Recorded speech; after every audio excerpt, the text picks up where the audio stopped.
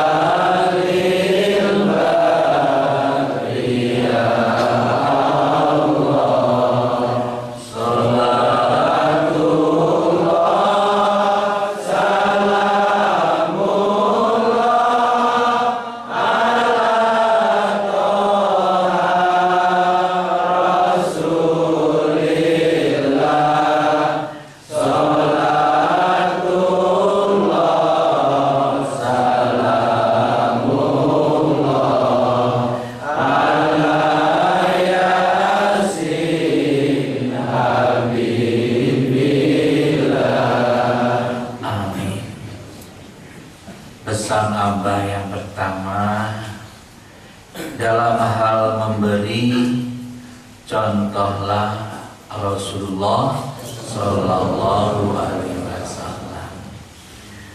Pertama, Rasul itu kalau mengunjungi keluarganya, saudaranya, sahabatnya atau siapapun mesti bawa oleh-oleh, gandul.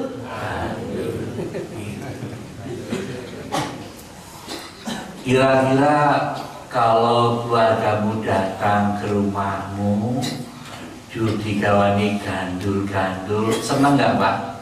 Seneng. Apalagi senengmu kan jengkol, kalau pete, duren, saka gunung, artinya datang bawa pete, bawa jengkol, bawa duren. Wah, ini buah surga itu ya. Jadi ada beberapa buah surga yang diturunkan lebih awal, yaitu jengkol sama pete. Orang kan sudah makan jengkol itu rasanya mantap itu. Kalau kalian merasa senang bila saudaramu datang bawa oleh-oleh, kalau kalian pergi ke tempat saudara, mestinya bawa oleh-oleh. Lah itu loh, Pak Ijo, Pak Imin itu loh. Kalau berdukun itu mesti gula teh, beda karo Pak Bang ya. Nah itu kalau bawa gandul-gandul itu nanti mesti kamu kabul ya. Dikai semar mesem, gupa-gupa, jalan buyang. Tapi kalau enggak, orang ditemani sama sang dukun itu ya. Jamaah yang dimuliakan Allah. Nanti kalau ada tamumu yang pulang, ya, adikmu pulang, kamasmu pulang, si mbokmu pulang, kasih dia oleh-oleh. Duene apa manggawate itu, subhanallah. Dulu Rasulullah Sallallahu Alaihi Wasallam sepanjang hayatnya, Rasul itu selalu merindukan istri pertamanya, Khadijah Kubra. Karena apa? Khadijah istri pertama beliau mengorbankan segalanya demi perjuangan Rasul. Nah itu, walaupun sudah meninggal, kangennya nggak hilang-hilang. Pada suatu saat pembantunya Khadijah, pembantunya Rasul waktu di Mekah dulu berkunjung ke Madinah, mampir ke tempatnya Rasul. Wah, senangnya bukan main. Sorbannya Rasul itu digelar, ya, untuk duduk pembantunya. Sini duduk sini, nggak mau Rasul itu kan sorban, oh yang duduk di sini gitu. Saya menghormati kau karena kau dulu pernah sayang sama Khadijah istriku. Subhanallah. Jadi pembantunya duduk di atas sorbannya Rasul, ngobrol-ngobrol, makan-makan. Begitu pulang, tahukah kalian, dikasih uang, dikasih roti, plus disawani 100 ekor kambing yang bagus-bagus. Dipilihkan. Dulu kan ada mobil, ya. Jadi pulangnya dari Mekah ke Madinah itu sambil ngiring kambing, 100 ekor kambing domba yang paling bagus, subhanallah. Jadi pulangnya dikai gadul, ya. Kalau kalian pernah ke Wonosari, itu ada tradisi Rasul, tradisi rasulan, ya. Kalau daerah ini rasulan, maka kakaknya ada yang dari mana-mana datang, pakai gendong itu, bawa tenggo, bawa oleh nanti dimasakkan, ya, masakannya macam-macam tuh enak. Lekono Wonosari, ya, mungkin kalian yang nggak doyan. Aku juga pernah dikei oseng-oseng entung, sambal goreng ular jati, walang goreng. Aku cuma melongo. Bakarannya opo gandeng yang super mie, aku makan super mie gitu lah. Itu jamaah yang di belakang Allah datang membawa oleh-oleh, kalau pulang disamani oleh namanya hadiah bil hadiah. Subhanallah. Abah kalau nengok pembantu di Wonosari itu soenenge digawe kabeh. Aku lirik, wah degane apik dirontoke, degane digawake. Ya, pokoknya yang kira-kira dilirik mesti dibawakan. Aku cuma pegang gapleknya. Gaplek ini nanti ya dimasak. Wah, dimasak digawe buat enak tenan. Mobilnya keblak gatot. Saking senengnya apa yang dimiliki dibawakan. Betapa indahnya kalau kalian tidak kalah sama orang Wonosari, rasulan. Kalau datang ke tempat saudara atau siapapun, bawa oleh-oleh. Kalau kalian punya tamu dan pulang, disangoni oleh indah sekali. Itu tradisi kiai juga begitu, mencontoh Rasul. Abah kan pernah cerita, ya. Ada jamaahnya dari gunung itu panen telo, ya, langsung assalamualaikum, waalaikumsalam, Pak Kiai, ini lu panen telo. Lekondo Pak Kiai lagi bangun masjid toh, nah, ini untuk makan tukang. Nah, dibawain Pak Tenggo, tiap pagi tukangnya dikasih makan telo, sampai tukangnya bilang gak boleh telo ya mati mati.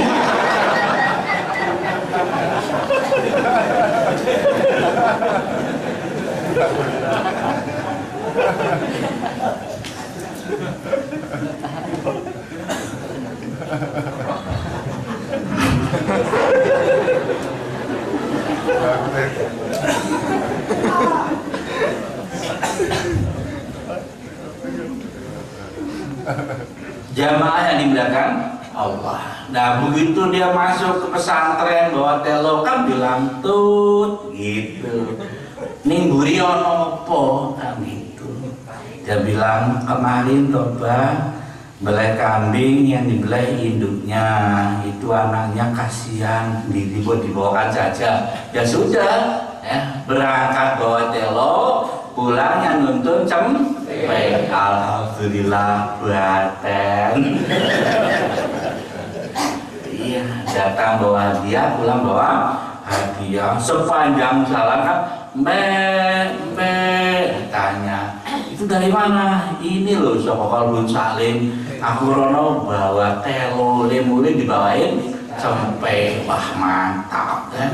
Dia Pak Ijo krungu, aku udah pecat. Malam jual berikutnya dituntun yang Kolbun Salim Pak Kiai ini pedat orang kancane emang belen mawon menjaga mana kiban mantap. Bu, ini mburi ana apa? Ya kuwi telo. Lare tukange itu. Iya, padahal itu ya kalau tukangnya apa itu ya kadang-kadang roti, ya telo, ya macam-macam. Dan itu jiro telo terus mungkin nentut terus. Kok ya tukang kan bapak telo yang mati.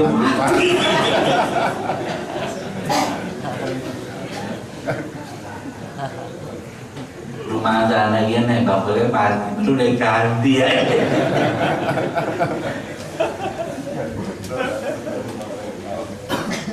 Akhirnya punya ya keluar bawa telo. Nah, itu pulang ya Robi pasok pedas. Saya mulai bawa telo karena niatnya salah ya. Diharamkan memberi dengan mengharapkan imbalannya lebih banyak, itu nggak boleh. Jadi kalau pilihan lurah, pilkada ngasih main nyoblos itu orangnya ganjarannya. Tontonan wae duit ora usah dicoblos. Lah nyoblos piye? Cara lurah papat, ngaplopi nyekat nyoblos opo ya enggak? Tompo wae nyoblos saksirmu gitu aja ya. Jadi itu namanya memberi dengan harapan yang lebih besar. Nah yang pertama itu datang tuh tulus panen telo, Allah membalasnya dengan cempe. Yang kedua nggak tulus, pengen balasan, bayangannya aku ngasih sama pesantren pedet, pulangnya bawa sapi ini sopo. Ya begitu. Jamaah yang dimuliakan Allah, yang pertama tadi Rasul kalau bertamu membawa oleh-oleh, kalau tamu datang pulangnya dibayar oleh. Ternyata itu bisa mengingat hati, ngangeni. Tahukah kalian Raja Van di Arab itu nggak pernah di demo. Daerah Arab sana masak masih Arab juga. Kenapa siapapun yang masuk ke istananya Raja Fat pulangnya mesti bawa gandul.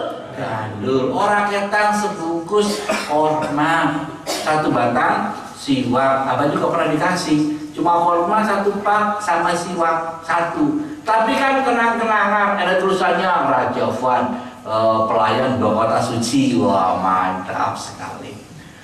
Lagi Saddam Hussein itu dicintai sama rakyatnya walaupun galak sontoloyo. Ya. Semua orang yang masuk di istananya Raja Saddam Hussein itu pulangnya mesti dibawain oleh. Dicontoh lagi sama Raja Brunei, tahu Brunei, Bolkiah itu. Wah subhanallah. Siapapun yang masuk ke sana pulangnya mesti bawa oleh. Subhanallah. Siapapun yang masuk ke rumahmu besok pulangnya bawa oleh. Allahumma amin. Di pesantren sebelah sana di kantor itu ada gudang sembako, isinya macam-macam, ada korma, ada roti lengkap. Pokoknya ada apa nggak ada apa, siapapun tamu yang datang ke Kolbun Salim pulangnya bawa boleh gandul. Nah orang ngandul sempat tamu loh. Saya sebenarnya Mbak Tuti dikai kormanya baru mentik dari Jeddah newakal.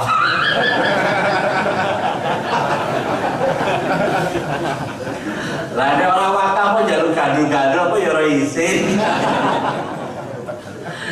Pokoknya siapapun yang datang Kolbun Salim bisa wasiati ya, pulangnya harus bawa gandul ya. Nanti takon bah lah kalau dia itu nggak bawa apa-apa yo kandanono kon gowo gitu ya. Betul ya, ini pengalaman yang paling nggak enak di hati. Tanpa terasa saya lewat, nggak taunya di situ rumahnya jamaah kan cuma berteduh hujan loh. katanya rumahnya rumah jamaah, suruh mampir, subhanallah, duduk-duduk di situ ya. Padahal di mobil nggak ada oleh, pulangnya dikasih oleh, waduh rasanya hati ini seperti yaitu disayat sembilu ya. Wong lebur boleh kok, pulangnya dikasih oleh rasanya ya Robbi. Sekarang ini di mobilnya Abah itu di mana-mana mesti ada biskuit kalengan, ada macam-macam. Nah, sewaktu-waktu yang seperti itu, rasanya kehilangan tenang itu. Tenang itu. Abah juga punya pengalaman lagi, paling menyakitkan. Seumur hidup sampai dikubur juga masih teringat ya. Abah mau ke Jakarta, aku bilang sama yang punya stasiun Jogja itu namanya Mas Agung, Mas carikan tiket yang paling elit ya. Habis itu Mas, pengamennya banyak enggak? Kalau yang kereta ini dijamin nggak ada pengamennya, bagus gitu. Makanya apa berangkat pakai jubah, pakai sorban lengkap kayak kiai. Kalau menghadiri Jakarta sana gitu. Begitu naik masuk sebelahnya itu ada ala wong gunung. Simbah-simbah kayak susurannya nih gitu. Yang nasinya lagi belum beruntung gitu.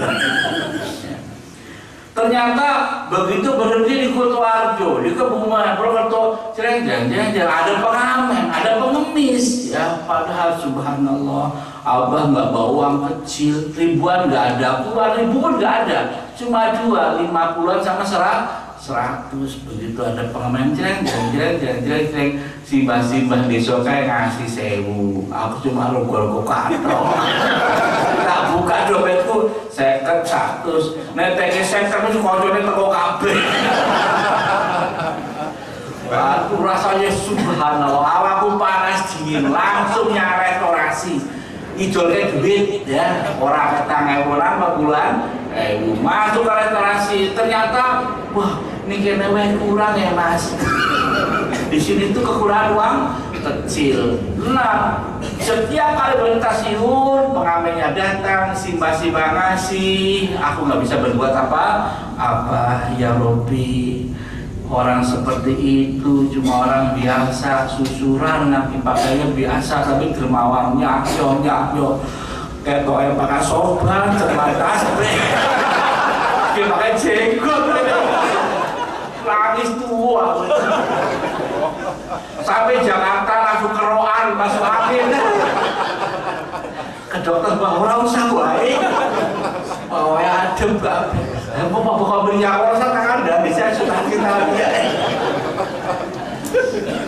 Ini pengalaman yang paling menyakitkan. Mendingan jadi orang biasa, tapi hatinya luar biasa. Sejak saat itu aku lungo-lungo pakai kaos. Dan terjadi pengalaman yang kedua, yaitu keledai. Keledai itu jatuh doa tempat yang sama. Jadi nggak usah heran kalau di supermarket di mana itu apa pakai kaos, pakai jubah kalau hujan ada. Aku tidak mau dikentel yang 2 kali.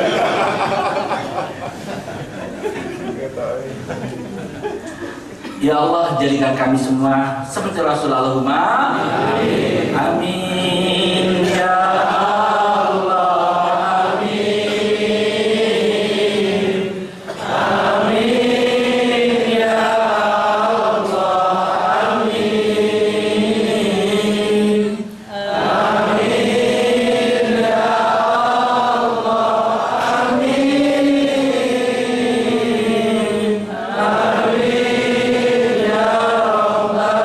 ya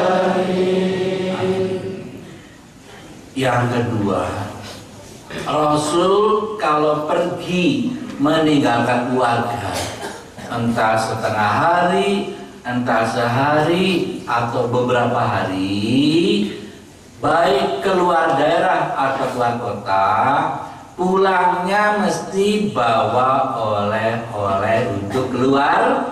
Nah, ini kebiasaan Rasul. Jadi bapak-bapak itu kalau pergi ke Jakarta harus memberikan oleh-oleh buat istrinya dan buat anak-anaknya. Supaya apa? Nanti kalau pergi lagi, walaupun bapaknya jauh di Jakarta, terasa dekat di hati. Begitu pula ini buat ibu, ini buat anak-anak. Malah biasanya karena seringnya begitu, sampai di Jakarta aku dibelikan onde-onde ya, Kentucky Fried Chicken, McDonald, apa saja, roti roti boy. Biasanya pesan aku dibawakan ini dan itu. Itu tandanya anak-anak kita di rumah tidak melupakan kalian walaupun jauh di kota sana. Ya. Dan sebaliknya, kalau kalian pas di rumah, ibu pergi, anak pergi, gua bangun, nanti di Bandung aku dibelikan peyem ya. Itu, ini tak sanuni ya, nyauni 500.000. Nanti kan bertuku peyem, tahu peyem? Tapi ya kalau siapa yang suka peyem, aku peyem tak. Tapi lain dengan Pak Ijo peyem puan. Ceruta itu ya, nggak boleh kan? Yang suka peyem puan itu tidak boleh, tidak baik bagi kesehatan ya. Jadi bisa meni 500.000 untuk beli peyem 50 masih curah ya. Tapi kan nyangoni ya. Sehingga lucu itu wis ora nyangoni kok pesen oleh. Ada nggak itu? Ada. Ya, nyangoni pesen oleh. Jamaah yang dimuliakan Allah. Pernah Rasulullah Sallallahu Alaihi Wasallam pergi agak jauh urusan dakwah. Begitu pulang, Rasul lupa memberikan sesuatu buat istrinya si Aisyah itu. Akhirnya bingung ya. Mubang-mubang rumah nggak berani masuk rumah, mubang apa ya yang bisa aku berikan untuk istriku tersayang.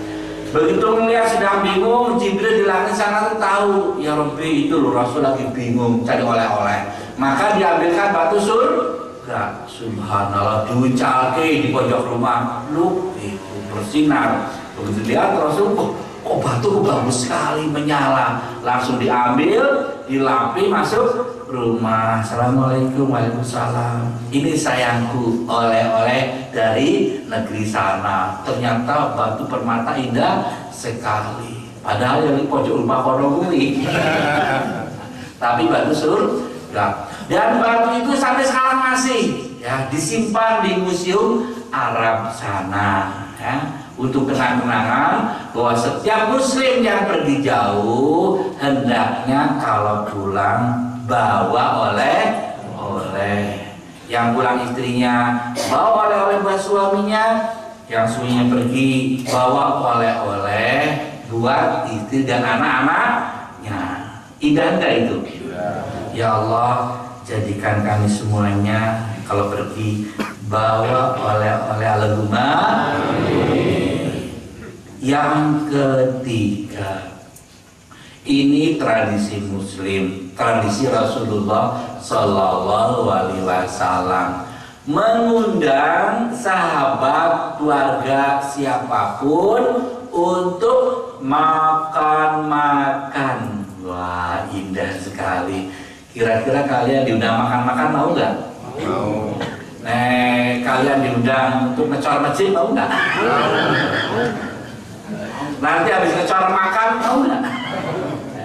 Kalau undang tuh yang enak-enak ya, makan itu tradisinya sana. Dan Rasulullah Sallallahu Alaihi Wasallam kalau diundang makan-makan, walaupun jauh di desa sana mesti datang. Walaupun yang undang tuh masyarakat jelata, budak yang hitam mesti datang. Walaupun nanti di sana yang disuguhkan cuma kikil kambing, ya. Kikil kambing bukan paha. Kalau pasti mahal, cuma kikil kambing, Rasul mesti datang. Kalau dia itu memanggil Rasul untuk makan-makan, tandanya dia mencintai Rasul. Subhanallah. Jadi kalau kalian punya sahabat ya, biar akrab, ajak dia makan-makan. Mas, slow enggak? Slow. Ayo kita makan-makan. Di mana? Ya, yang enak di mana ya? Di rumah makan mungkin. Wah, mana itu? Kedian ya? Udang Madu. Atau di Sendang Ayu, ya di situ juga boleh. Atau datang aja ke rumah, istriku masak jengkol. Mesti datang ya. Saling mengundang untuk makan-makan itu tradisi untuk mengikat hati. Untuk itu ya, kalian kalau dapat rezeki besok masak-masak yang enak, Abah diundang ya. Aku gak suka jengkol loh, tapi kalau ada ya alhamdulillah. Abah itu aslinya orang Cirebon, paling suka makan jengkol sama pete. Wah mantap itu, wah responnya mantap. Tapi begitu jadi kiai, habis makan jengkol, kulun, bah, konsultasi, waduh pete aku. 2 hari gak habis, ya, baunya itu masih keluar, terus akhirnya nggak pede. Nah, akhirnya, Bu, sekarang aku mau makan pete, nanti kalau ada tamu tolak ya 2 hari, nggak terima tamu. Begitu makan, nggak taunya malam ada ceramah, jadwal ceramah. Wes, do re mi fa sol la si do ya Yohanes. Yang depan tuh gini, ya ini mabuk jengkol. Akhirnya sama saja, sampai sekarang alhamdulillah aku nggak makan jengkol, nggak makan pete. Ini lagi turun. Insya Allah ya, kalian semua tidak usah makan-makan yang kira-kira mengganggu kiri kanan. Kata Rasul tidak boleh masuk masjid orang yang habis makan bawang bombay. Ya, bawang bombay itu adalah bau. Nah, di Mekah kan gak ada pete, gak ada jengkol. Makanya pokoknya yang bau ya pete jengkol. Kalian kalau habis makan pete atau jengkol, gak usah masuk masjid. Nanti apa? Nanti ganggu temannya. Dan yang paling jelas, kalau habis makan jengkol dan pete nggak boleh pipis di rumah. Kareti lah ya, pipis kali kono. Mau buka bisa rumah itu ya. Ya pokoknya sebaiknya nggak usah makan pete, nggak usah makan jengkol, kecuali kepepet. Tapi ingat, habis makan pete, lagi pipis di pekarangan yang jauh sana gitu. Jadi nggak ngaruh kiri kanan. Jamaah yang dimuliakan Allah, waktu itu Rasulullah SAW sedang kerja keras membuat parit, ya, parit perang Khandaq, diusulnya Salman Al Farisi. Nah, sahabat melihat Rasul perutnya kempis, diganjel batu, tapi kerja keras, keringetnya bercucuran, nggak sampai hati, langsung pulang. Istriku, subhanallah, Rasul perutnya kecil sekali, diganjel batu lagi. Kita punya kambing enggak? Kambing sudah dijual, Pak. Lah anaknya, ya itu 3 anaknya, baru 3 bulan, masih empek. Dibelah saja, kasihan, nggak apa-apa. Akhirnya dibelah, mau dibelah, Mama, aku mau dibelah. Akhirnya sampai tadi dibelah, disop, digulai. Tulangnya juga masih lunak ya. Kemudian ya, itu saking tidak teganya melihat Rasul kelaparan. Sahabat punya cempek kecil aja dibelah, manggil Rasul, bisik-bisik, ya Rasul, izinkan aku mengundangmu. Ada cara apa? Nggak ada cara apa-apa. Datanglah ke rumahku itu. Nah, sambil ada sedikit makanan, wah gitu. Gak bilang kalau itu cempek, Mama, gitu lah. Akhirnya Rasul itu dengengek gitu sambil lihat kiri kanan, langsung, wahai Abu Bakar, wahai Umar, Utsman, Ali, ikut aku. Kemana ya Rasul? Kita makan-makan. Padahal cempeknya masih kecil. Kecil. Nah, sahabat terdekat dipanggil semua, Abu Bakar, Umar, Utsman, Ali, Abu Bakar dipanggil. Nggak tahunya si Umar juga panggil lagi. Ayo berangkat. Umar juga jalan-jalan, berangkat semua ke rumah yang kecil itu. Nah, kemudian yang mengundang itu akhirnya pusat pasti mau pingsan ya Robi. Ratusan orang datang semua pada cempe. Nah itu, begitu masuk rumah, Rasul bilang, sahabatku, kamu tuh jangan kecil hati. Kamu tahu memasak cempe, nggak usah khawatir lah. Sekarang siapkan 500 piring. Buat apa ya Rasul? Pokoknya siapkan aja gitu. Akhirnya piring yang pertama toh, nah disiapkan, nah, itu belawongnya, 4 gendrongnya itu ya. Diambil 1 paha belakang 1. Nih buat kamu bakar, mantap. 1 kaki kambing. Nah yang punya ya Rabbi tinggal 3. Gak apa-apa mas, 1 buat Rasul. Habis itu Umar dikasih kaki belakang. Ya Rabbi kok tinggal 2. Ya Rasul apa bagiannya? Terus keluar kaki yang ketiga dan keempat. Apa yang terjadi? Itulah mukjizat Rasul. Orang 500 sudah kaki kambing semua, keluar lagi kaki kambing, keluar lagi kaki kambing, terus nggak habis-habis. Itu ternyata ada ilmunya. Sampai sekarang ulama-ulama sepuh, ulama-ulama sepuh itu kalau mujahadahan masaknya sedikit, tapi dimakan berapa ribu orang nggak habis. Subhanallah ya, kisahnya dari Rasulullah. Walaupun cuma cempe 1 kecil tapi 500 orang makanya sampai gulai semua. Indah sekali. Dulu waktu almarhum bapakku masih hidup, di sana mujahadah yang kayak gini, ribuan orangnya. Tapi yang masaknya cuma 1 kintal beras, 1 ekor kambing, ayam. Tapi semua makan semua. Dari mana? Nggak tahu. Ya, itu karomah dari Gusti Allah untuk para kekasihnya. Jadi aku melu-melu, Pak Tuhan opo gampang. Hewes, gul gombal gambul tak amal. Pokoknya besok belenya cukup ayam 1 sama beras 10 kilo. Mujahadah berapa macam makan semua. Indah sekali ya. Wah mantap itu. Begitu aku cocok dengan ilmu ini. Sekarang aku ijazah Pak. Biar nanti kalau jamaah ibadah banyak, aku nggak usah repot beli sapi. Iya betul. Nah syaratnya gampang ya kan? Kamu harus miskin seperti Rasulullah. Kalau kamu punya uang harus beli. Tapi kalau kamu nggak punya uang, boleh pakai ilmu seperti ini. Kue milih ilmu kayak gini, kau milih suki. Aku milih suki.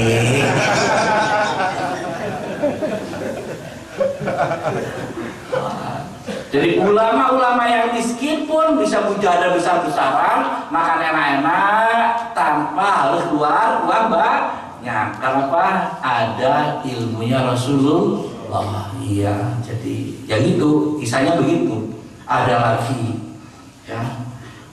Almarhum bapaknya Abah itu ceramah kemana-mana, nggak pernah dijemput, mesti jalan kaki. Walaupun jaraknya sampai 100 km pun jalan kaki. Wes nyampe, yang jemput belum nyampe, dia sudah ceramah. Namanya lekondisi loh, ilmu melipat bumi. Wes nyampe. Pak, bu aku di KI.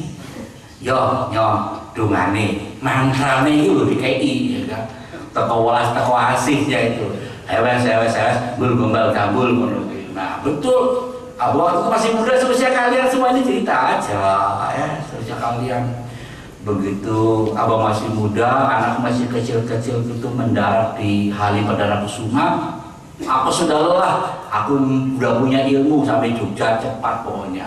Aku, istriku, Umi, sama Roy Sewa naik mobil sendiri, pejamkan mata, berdoa mulai.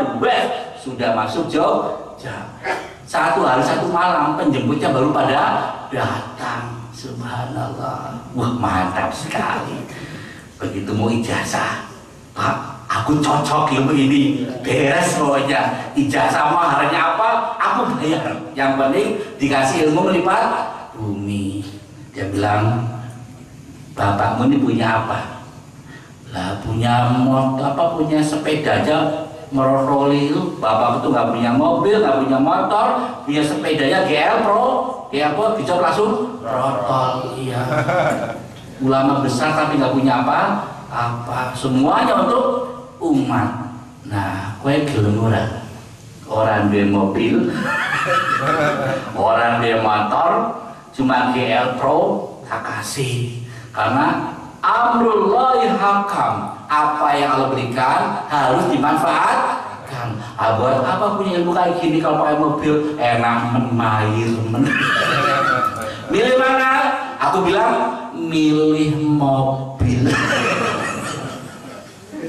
Subhanallah. Jadi orang-orang dulu itu bisa gini, bisa gitu. Karena apa? Dia betul-betul tirakat. Makan apa adanya, kendaraan apa adanya. Kau pernah tahu ada Sunan Bonang punya baby band? Enggak kan? Ya iya, kau pernah dengar Sunan Kalijogo Sobo supermarket? Enggak ada. Tapi kalau apa ya sebenarnya supermarket. Karena suruh milih itu, aku milih Sugih. Di mataku itu melarat, nggak enak lah. Kalian kalau minta ilmu sama Abah itu yang enak-enak saja, yang sugi-sugi saja, yang kayak gitu-gitu itu sudah bukan zamannya lagi. Ya Allah, jadikan kami semua hamba yang pandai bersyukur. Allahumma amin. Amin ya Allah.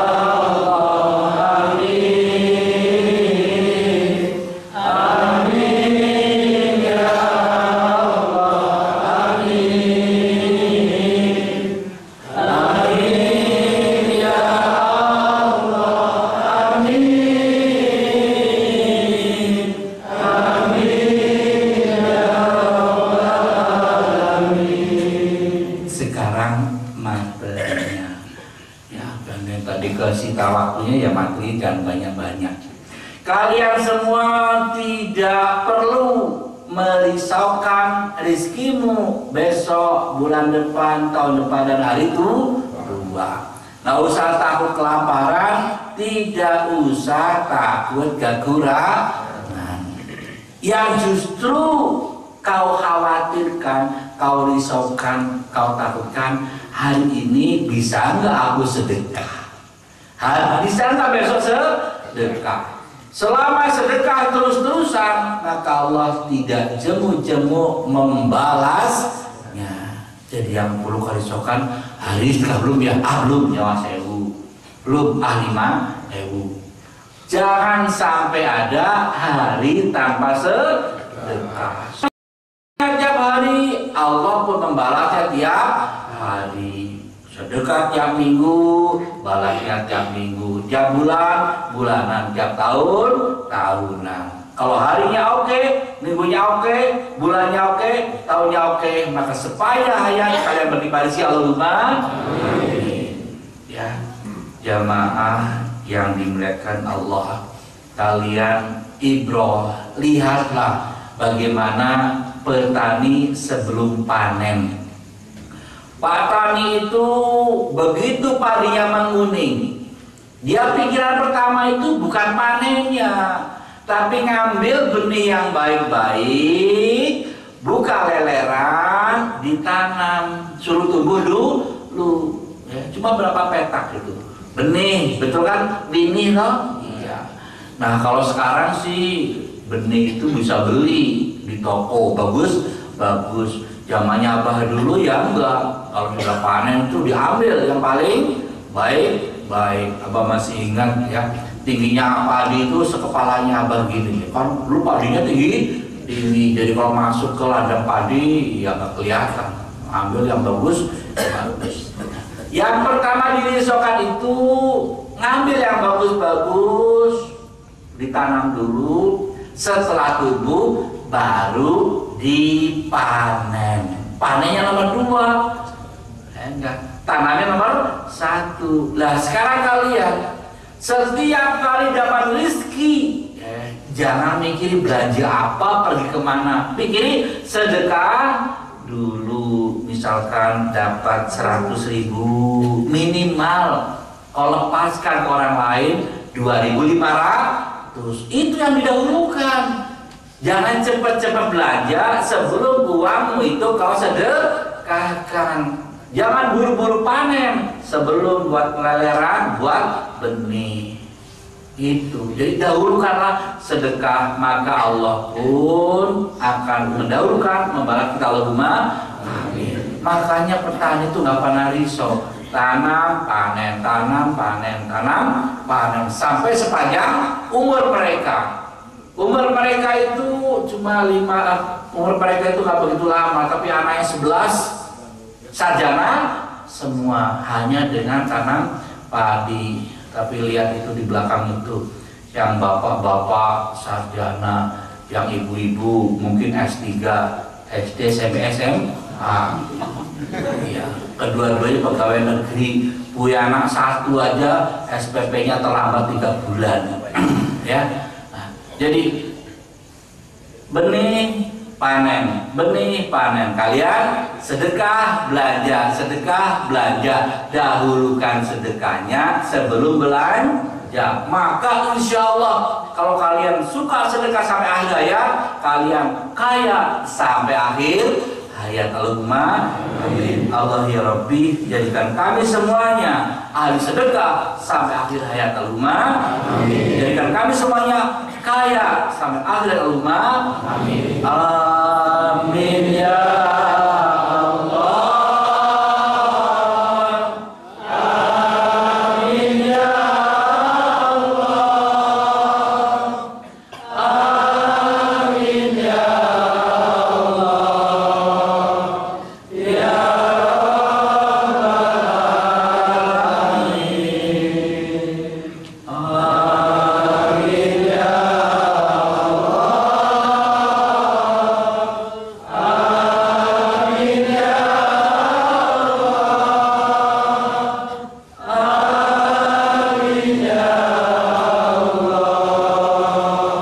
Ya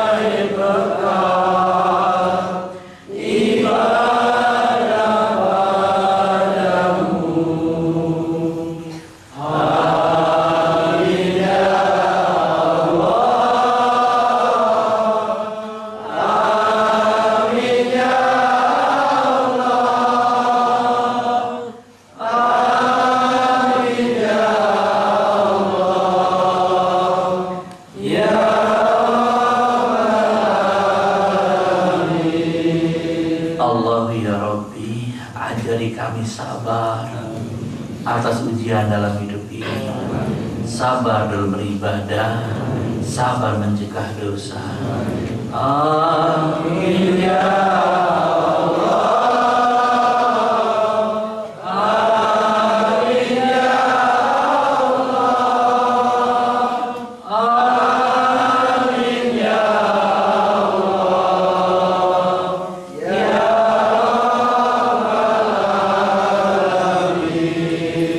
Allah ya Rabbi, ajari kami ikhlas dalam beribadah, mencari ridhamu, dalam beramal mengharap kasih-Mu, dalam beramal mengharap cinta-Mu. Amin ya Allah. Amin ya Allah. Amin ya Allah. Ya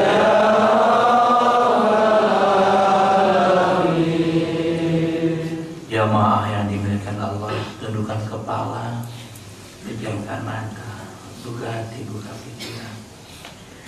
Jamaah yang dimuliakan Allah, semua anakku yang bersayangi, sesungguhnya bersyukur itu berat dan berat sekali.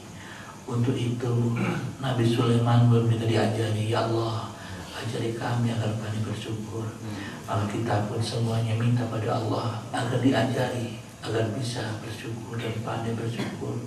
Kita mohon pada Allah juga agar diajari, agar pandai bersabar dan bisa berikhlas dan beramal. Wahai anakku, untuk bisa diajari sama Allah, diajari syukur, diajari sabar, diajari ikhlas, kita tidak boleh jauh-jauh dari Allah. Mengajar itu jarak dekat, jarak jauh, jauh dari sentuhan. Orang yang dekat sama Allah akan diajari bagaimana cara bersyukur, diajari cara yang sabar dan ikhlas. Untuk bisa dekat sama Allah, kita bersihkan diri kita dari semua dosa-dosa yang kita lakukan, baik oleh tubuh kita, hati kita, maupun pikiran kita. Astagfirullah.